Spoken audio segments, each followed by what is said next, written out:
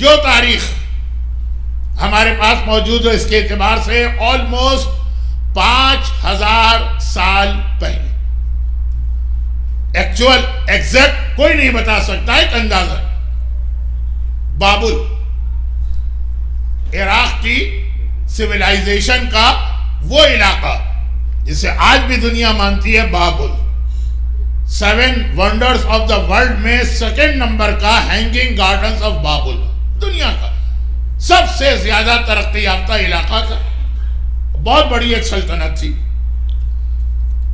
اور اس کے مختلف پھر چھوٹے چھوٹے سٹیز تھے۔ اب آپ کو پتا ہے کہ انڈیا پاکستان میں سٹی کا کنسپٹ الگ ہے اور ویسٹ میں الگ ہے۔ شاید ویسٹ کے اعتبار سے میں اٹلانٹا سٹی میں نہیں بیٹھا ہوں، اس کا کوئی اور نام ہوگا، لیکن بابل ایک سٹی تھا، غازریہ اسی میں، نینوا اسی میں، الگ الگ سٹیز تھی، اور اس میں ایک سٹی کا نام تھا انگریزی میں UR، اور یہاں پر ایک ایسا بچہ پیدا ہوا، یہ قرآن کریم نے بہت ہی اہم موسیٰ کے واقعات ریپیٹ کیے، لیکن میسیجز حضرت ابراہیم کے حوالے سے دی، وَاتَّبِعُوا مِلَّةَ إِبْرَاهِيمَ حَنِيفًا۔ یہ بچہ پیدا ہوا جس کا نام رکھا گیا۔ اچھا، اب یہاں پہ ایک چھوٹی سی بات عرض کر دوں کہ بعض ہسٹورین نے لکھا کہ بابل میں شرک، بت پرستی،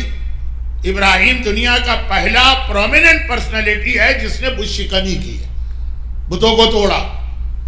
لیکن ہر دور میں ایک اللہ کے ماننے والے رہے ضرور، چاہے ان کی تعداد بہت کم ہو جائے۔ بابل کی پرانی زبان میں یہ بعض ہسٹورین لکھتے ہیں عبادت خانے کو کہتے ہیں کرب، جیسے ہمارے یہاں مسجد ہے یا امام باڑہ ہے یا مندر ہے یا چرچ ہے، اس زمانے میں کرب، اور پھر چونکہ ہر بت کے لیے الگ عبادت خانہ بنایا جاتا تھا تو وہ اس کے نام سے تھا۔ مثلا فار ایگزامپل کہہ رہا کرب لات، یہ لات بت کا عبادت خانہ، کرب منات، اب اگرچہ بابل والوں کے یہ بت نہیں تھے لیکن مشہور ہمارے یہاں ہے تو اس لیے۔ اور جو اللہ کے ماننے والے ایک اللہ کے، حضرت نوح کے دین پہ باقی بہت چھوٹا سا گروپ ہے جہاں پہ وہ عبادت کرتے تھے الہ، تو اس کو کہتے تھے کرب الہ، اور یہی لفظ یعنی ایک اللہ کے ماننے والوں کی عبادت کا،